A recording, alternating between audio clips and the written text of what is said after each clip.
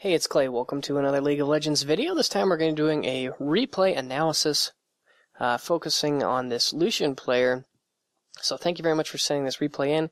I also want to just apologize. I know that the last couple of videos that I posted were a little bit lacking. I was like whispering in one of them, and my audio quality has suffered on my mic, and I just want to apologize for that. I'm in a bit of a state of transition right now.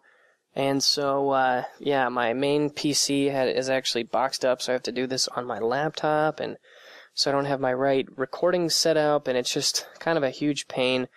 But, you know, I thought, hey, if I can at least get something out there, that would be better than nothing. So I apologize to those of you who actually would have preferred, I think somebody actually voiced in the comment section that they would have preferred nothing.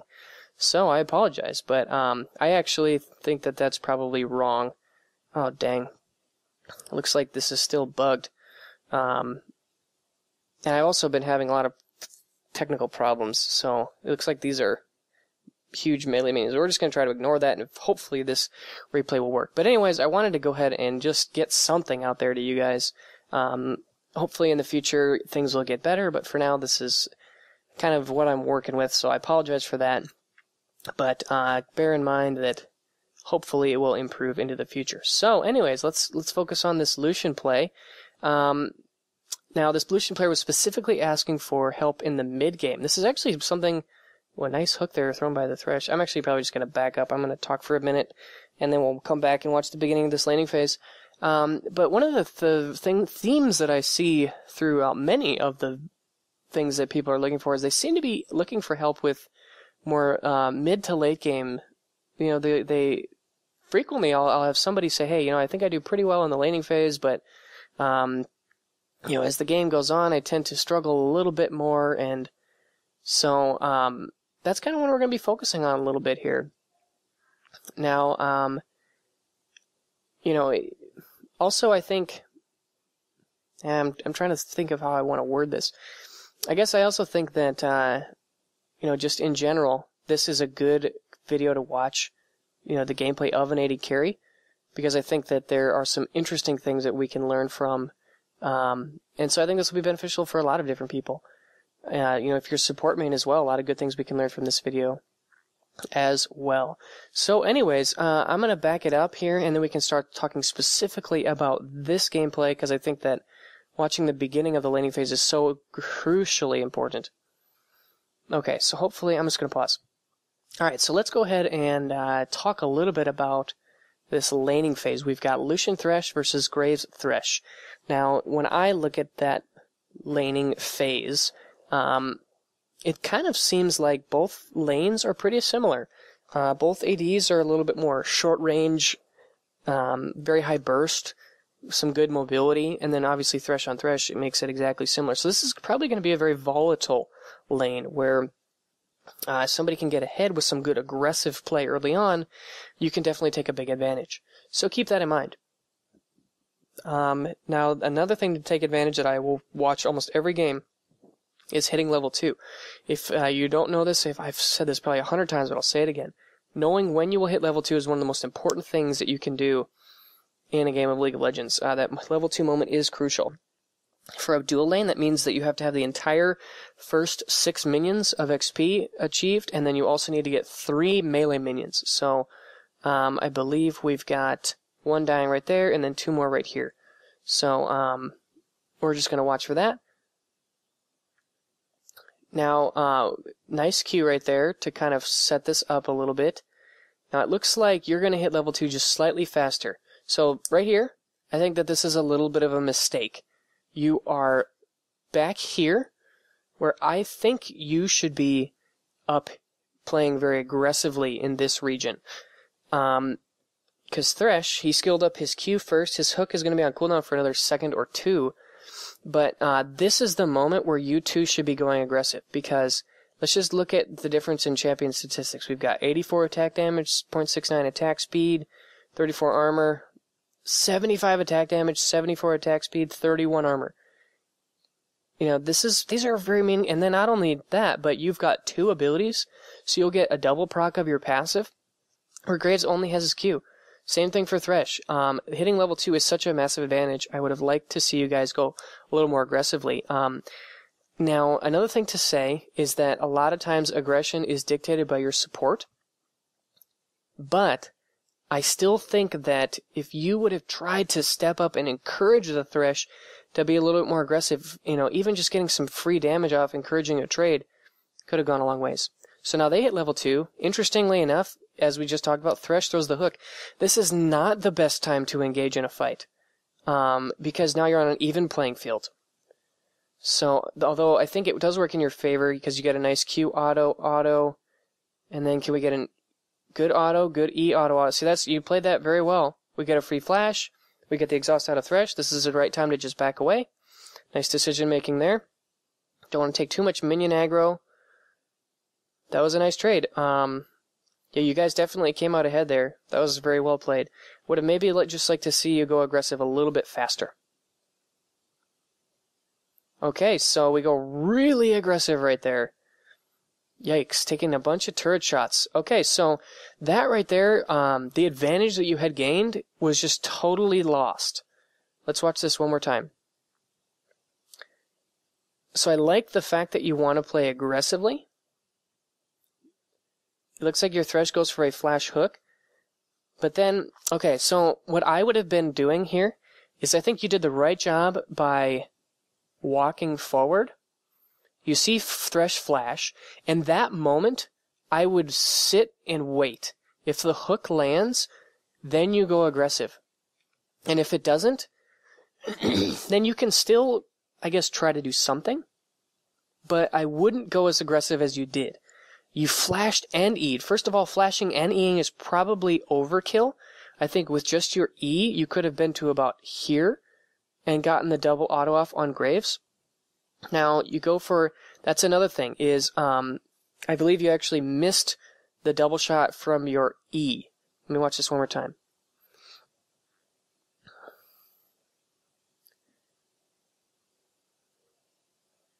Okay, Thresh flashes, and you flash, E, and then you never actually let the auto attack from your E. Had you done that, I think you maybe could have gotten this kill.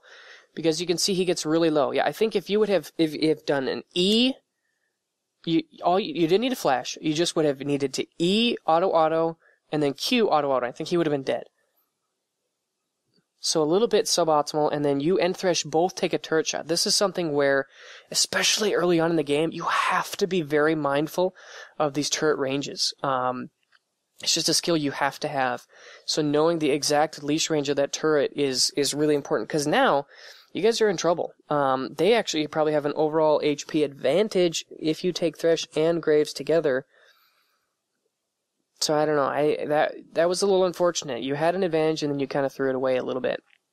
I think it's fine to try to push this into tower.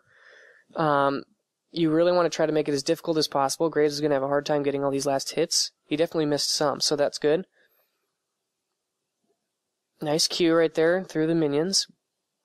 So at this stage, you probably want to do one of two things. One is to try and really slow push the lane, only last hitting, which is kind of what you're doing. And with that, you're kind of giving space for your support to make a play. However, the lane is kind of pushed up. We're at about the 3/4 mark. So I think it might be better to just Q the wave and shove it all the way into tower so it can reset. There really isn't a lot of space here for you guys to make plays. Just because... yeah. And now you're a little bit extended for a potential gank. Ooh. A little unfortunate there. I think the Thresh could have lived, but he threw out a hook. I think if he would have just tried to run all the way home and used his flash, I think he would have made it out fine. He didn't necessarily need to die there. But that really wasn't on you.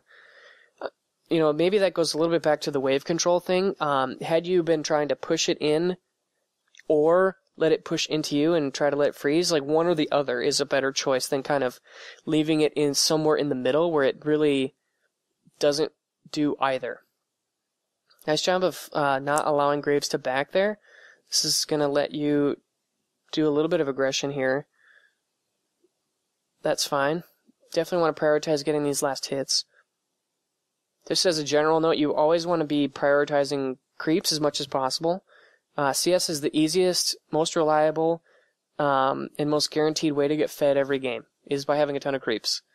You know, killing champions is a risky way to get fed. It'll work some games, but it won't work others. Taking objectives is usually a result of something else, but you can't really take objectives this early on in the game. So at this stage, all you want to be focused on is CS.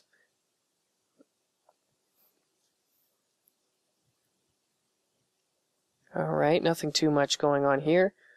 Again, I think it's probably best at this point to just shove it in.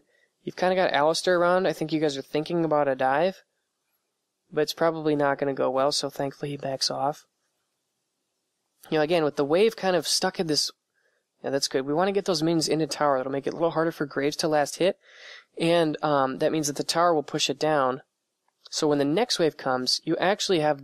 So if I just pause right here, there are actually going to be more blue minions because you've got one little caster minion here. So I think it's a caster minion. They're all weird. You could actually set up a freeze at this point. Setting up a freeze is really powerful because what it allows you to do is it allows you to 100% prevent your opponent from getting any gold or experience. Now, you probably don't have the item advantage to really set up a nice freeze, but you can sure try. Nice. Good job getting that kill. I think Alistair's going to pay for it, though.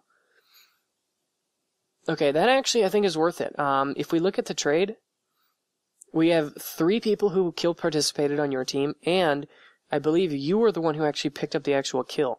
Whereas on their team, they only had 2 people participate, and the kill went to Thresh. So overall, that was definitely worth it for your team. Albeit, it wasn't a huge swing of momentum either way. Just having a little small victory is good. And again, it allows you to get your BF sword and boots. I think you and Graves are going to come back to lane almost identical. I'm curious to know. 24 to 25. That is surprising. Is that... Oh, okay, it's Relic Shield. Got it. Okay, so this number is actually... Well, I'm not actually sure. And if anybody knows why the Graves has even just a slight gold advantage, I'd be very curious to know. Oh, I guess it's because he's got a kill and an assist, while you had just have a kill. Okay, got it. Never mind. Yeah, okay. That makes sense now. Okay, nice job. Unfortunately, this is going a little bit awry. I think you're playing this fine, though. I don't really have any feedback for this specific situation. Oh, nice. Okay, so straight 1 for 1. That's okay. Again, this just gives you a little bit of an advantage because you, even though you both traded kills with Graves and Lucian, you are the one who actually stays in lane to farm the next wave or two. And while the Graves is actually losing creeps to tower. So that does give you a little bit of an advantage. So I think you've played a lot of this laning phase pretty well. Fortunately, you get caught by a fish, and you're just going to straight up die. Not the best lantern there. I think if Thresh was a little more on top of his lantern, could have saved you. But I think that was just kind of a situation. He gets caught out here. Not the best play there from our friend Thresh. But I will say I actually have watched this replay once before, and I actually think that the Thresh has played pretty well up until this point. He played the early levels really well, so I actually think, even though he's 0-3, I don't necessarily think he's done a terrible job. You know, I think a lot of times, a lot of the AD carries that I see at lower elos will complain a lot about their supports not really doing the right things, but I think this Thresh has played pretty well, and so, yeah, just be grateful for that. Okay, good job taking this tower. One of the real advantages to taking the tower first in the bottom lane is that it allows you to do exactly what you're doing and rotate and take dragon. Because it puts the enemy team in a difficult situation where, and actually it looks like we've got a bunch of people top, so that's definitely the right move. You know, you've got all these minions here that are going to be pushing into the tower, and you also have a big vision advantage because, you know, your minions are pushing way into their base, and they don't have the tower anymore. So you've got a lot of map control and a lot of presence and pressure on the bottom side of the map. So the correct response is definitely to go take dragon. You're in a good spot right now. You're up in creeps, Graves got some kills roaming, but I think you've done a pretty okay job playing this early game out fairly well. I like that you're rotating mid. That's another advantage to taking the middle or the bottom tower, is that a lot of times you can roam and try to exert pressure across the map. This is definitely a smart choice. You know, when you're strong, one of the best things that you can do is to try and a nice combo here from Alistair is going to result in an easy kill. But when you are individually strong, the best thing you can do is to try and spread your advantage across the map. You know, if you just kind of hold onto it selfishly, you're never going to have quite the same level of impact. Okay, I want to watch this fight one more time. I think overall you played that pretty well. We're 5-1 at this point. All right, let's watch this fight here in slow-mo. We get the kill on the nice combo there from Alistair. Yeah, Alistair played that pretty well. Okay, your front line has done a pretty nice job, I gotta say. This, the Thresh and the Alistair are doing this quite well. Okay, so now we come into this fight. It looks to me like Graves got caught out. I think the Thresh landed a hook. The Thresh has done a nice job of playmaking. Your Alistair is doing a nice job of tanking. So this right here is a really nice opening. I like that you open with a Q auto. I think I maybe would... Yes, then there's the culling. I was just going to say I would like to see a culling. Now, at this exact moment, you notice your culling is going wide. I would cancel it. Either cancel it or use your dash, but I don't think your dash was up. So canceling it right there so that you could kind of get yourself in a better position to actually get some damage off with your abilities, I think would have been a little bit better. Nice W auto, Q auto, and then the nice dash. So you played that fight pretty well overall. That was a nice job of, you know, as an AD carry, your job is pretty straightforward. You just want to deal maximum amount of damage while staying maximum amount of safe. You know, if you put safety on one end and damage on the other end, you want to find the perfect balance in the middle. And after that, it's up to your team to do their job. You know, you've got the Alistair and the Thresh, the Gnar, the Orianna. You guys have a nice way of engaging a fight. Your job is just very simple, to follow up on the engagement, kill whatever target is presented to you. Alright, I've got a nice power spike in terms of items with the completed Infinity Edge. CDR boots is fine. I don't have a problem with more of a CDR-focused Lucian build. The only thing I'll say is that you want to understand the strengths and weaknesses and the pros and cons of the different types of builds. So if we compare something like, it looks to me like you're going to go Infinity Edge, Ionian boots into like Ghostblade. And then the alternative would be like a more standard, you know, i.e. Shiv, Berserker Greaves. So with the Shiv and the Berserker Greaves, you're going to get more attack speed, so that's going to help you kind of have more sustained damage throughout a fight. Your culling is going to do a little bit more. Your autos are going to hit a little bit harder because you got a lot of crit, you got a lot of attack speed. So even when your abilities aren't up, you're still pretty scary. Now with this more CDR-focused build, understand that the trade-off is that you're very bursty, but when your abilities aren't up, you aren't nearly as scary. You're a lot more dependent on using your passive for a lot of DPS. Pretty good use of the culling there to try and push them away. Okay, he ends up going down. So the Alistair got a little bit overextended. He's just a little bit too squishy, and now the Thresh gets caught out a little bit too. Not really much to be said. You know, I said earlier, but your front line did a nice job. Well, this time, not such a nice job. They kind of got caught out a little bit. You know, so now we're kind of getting to this mid game, and we're really going to try to focus on what you can improve on in terms of decisions and in terms of what's going to make you successful. Just one little thing to note here is that I see your team. Ooh, this looks bad. Okay, it looks like we're tower diving. And we keep going, and we end up getting killed. Okay, so this, I think, this whole situation was just not what you want to do. Let's back it up a little bit. So, first things first, your front line gets killed. So without your front line, your Alistair and your Thresh, you're pretty vulnerable. If we look at where the actual champions are, I believe this is a 4v3. If I've got 3 reds, and I think there are 4... Where is Ziggs? Is Ziggs coming? Let's see. Yeah, Ziggs is coming. So this is actually a 4v3. That's trouble. We don't like 4v3s. And then secondly, considering that they have a Ziggs and a Graves, they have a really substantial amount of wave clear. So this whole concept of trying to, group mid and siege up is probably not the right choice. Sieging up against a Ziggs is a pretty difficult task. Ziggs is one of the best champions in the game at defending against a siege. So, now the Gnar goes ham. At this point, right here, I would just let Gnar die. But instead, I believe we just flashed. I can't tell if you did or if Oriana did.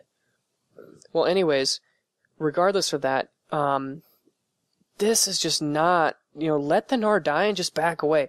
And even now, we continue to commit. Not the best, use your E to get away, get out of this, this madness. That was not a very smart play. I think it would have been better to just let the Gnar, I guess, suffer his own consequences. Nice play by Thresh. And that's, I think that, so a couple of times in this game, we've seen your teammates make stupid plays. Every single League of Legends player has had this happen to them, where their teammate makes stupid plays.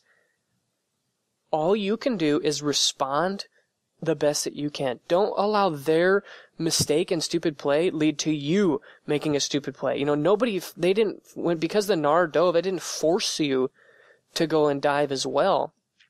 It didn't force you to use your E aggressively. You control yourself. All you can control is yourself. And so, don't let them control you. If they make a stupid play, let them die. If they make a great play, follow up on it. But just understand, what you can and cannot do. Understand your limitations, your strengths, your weaknesses. Alright, so it looks like Thresh gets hooked. Pretty decent culling. But again, let's watch this back. I think this is another situation where we kind of get caught up with what our teammates are doing. I think I would have preferred you try to make a little bit more of an understanding of what you can do, what your champion is capable of. Okay, so the Thresh gets hooked, and the rest of your team is kind of zoned, especially by these Zig bombs here. I mean, at this point, this Thresh, if I'm just looking at it right now, this Thresh is 100% dead. But you step up, you try to culling, and you get picked off as well. Again, same type of analysis as before. If your team makes a play that isn't very smart, don't let that lead to you making a bad play as well. Whoa. Crazy fight.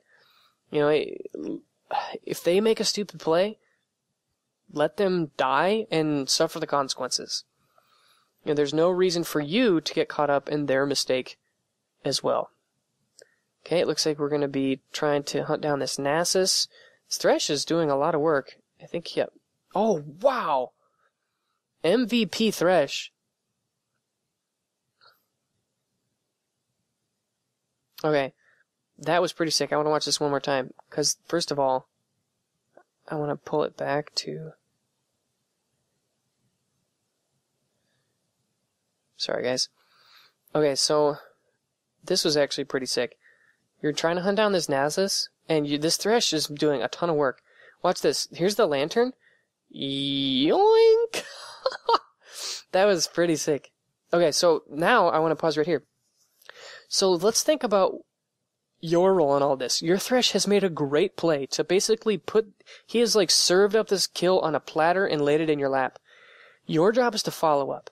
Now, right here, what you're doing is not ideal. You're fighting Nasus toe-to-toe in melee range, and you're playing CDR Lucian. If I were you, I would be really trying to skirt on this range right here. Stay at about 500 units range, the range of your auto attack. Make him kite you. Make him chase you. But instead, you're staying right next to him in melee range. And then you finally use your E, but it almost gets you too far away. and then you have to end up comboing him. So you do end up getting the kill, but that could have been done a lot more cleanly. Using a little bit better use of your attack move to auto attack and move away. Q auto move away. Using your whole kit to try and not only get the kill but stay safe while you're doing it could have probably saved yourself from taking a lot of damage. Like that you're taking the tower here. Good objective focus. Go ahead and push this wave. Alright, so now it looks like we're going to help the Alistair again. Good job comboing on the Graves. Nice E right there. Oh, and then unfortunately you get tagged. Okay, so... yeah, not too much to say there. I guess let's watch this one more time. Okay, now this time I think I'm going to try and slow this down and see what probably you're looking at. You're probably watching this and wanting to run in. I think what gets you in the most trouble is that you take this path. Would have maybe preferred taking this path with the Gnar, just because it's a little safer. I don't know if we had vision of the Nasus. It looks like we did, so we can see that Nasus is coming. This is even more so encouraging me to want to tell you to, this choke point right here is trouble, and it is ultimately what gets you killed. So a nice use of your E, and then you kind of step back in, and that's what gets you sharked. Okay, so yeah, just maybe would have preferred taking a little smarter path around the side, keeping in mind that Nasus is trying to flank you. Maybe would have prevented that death.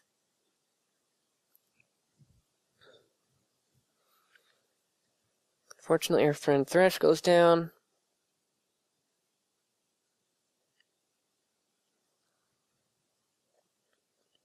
Okay, so now we've got our Ghost Blade. Remember, the best time to use your Ghost Blade is during your ultimate to get the attack speed.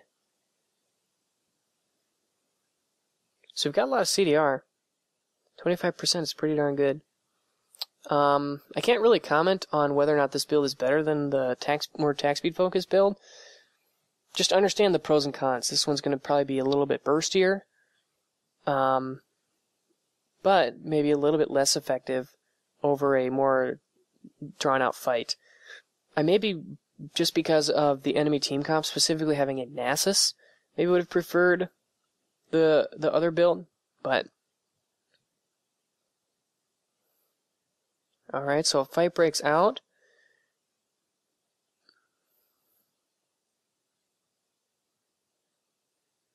Whoa. Yikes. Ooh, the flash. Okay, so that was not the best positioning. Okay, let's just back this up a little bit and see maybe where we could have improved. Try to get a little bit more of a holistic view this time. Hey, what about this? There we go. Okay, so what do we see? We've got Thresh here. Your team, like, one thing about your team, whether or not they're doing it right or wrong, your team is initiating fights. I mean, this Alistair and this Thresh are going super ham. They want to get the job done. I appreciate that. Okay, so I like that you're trying to join here. This is smart to be cautious. There are two carriers right here. If you step up, you're going to get wamboozled. It's going to go really badly for you. Okay, Ziggs gets vision, and you know that Gnar is coming in. Now, this moment is when I would consider going very aggressive, because I believe that Ziggs and Graves are in this bush, but look, you've got all 5 members of your team kind of surrounding in this region. This is the time to go aggressive. Boom. Not my favorite use of the culling. You do a nice job of trying to autocorrect.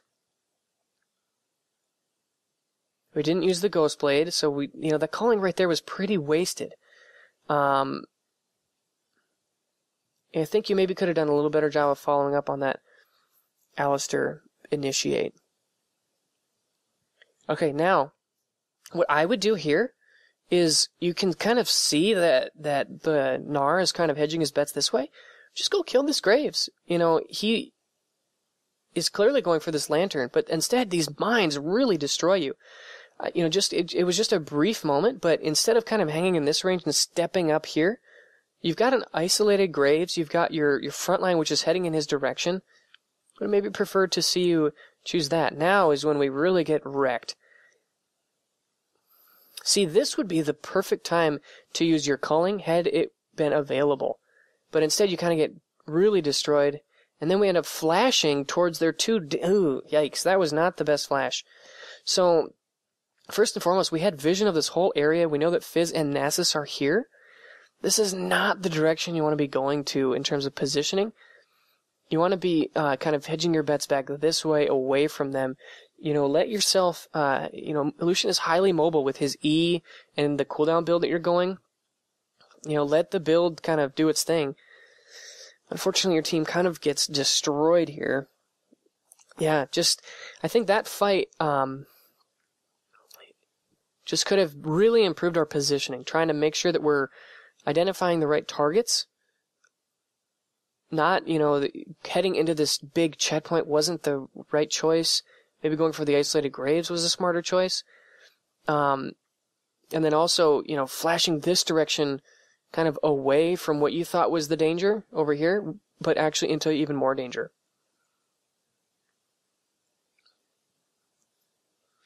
Okay, so things are starting to pull away from you guys a little bit. Their Graves is getting really big.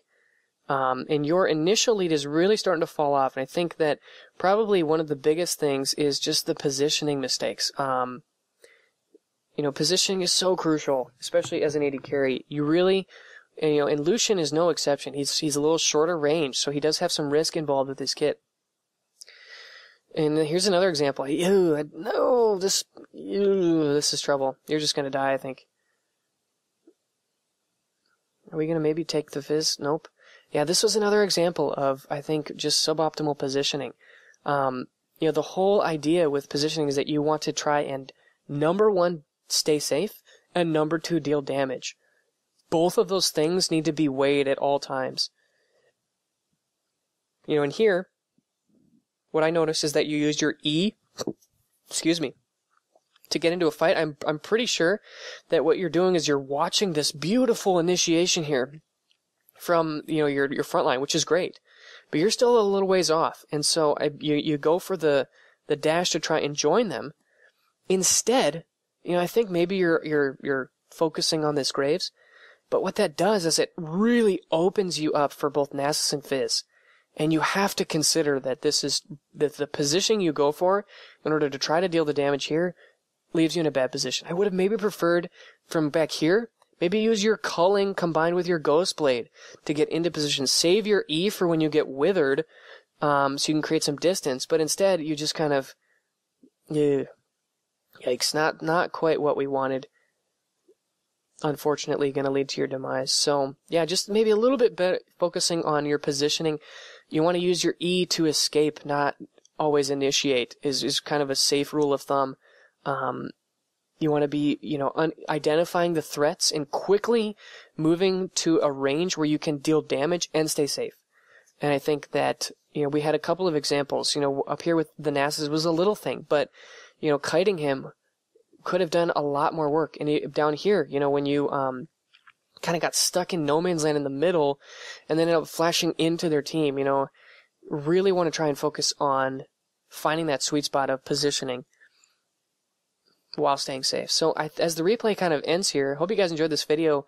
Let me know your thoughts down below. If you have replays, feel free to send them to clayplaysreplayanalysis@gmail.com. And I will see you guys again soon. Take care. Well, before we do that, we gotta see how this game ends. Oh, check this out. The Fizz back door. What a monster. I need to watch that one more time. How does he get in there? Where's Fizz?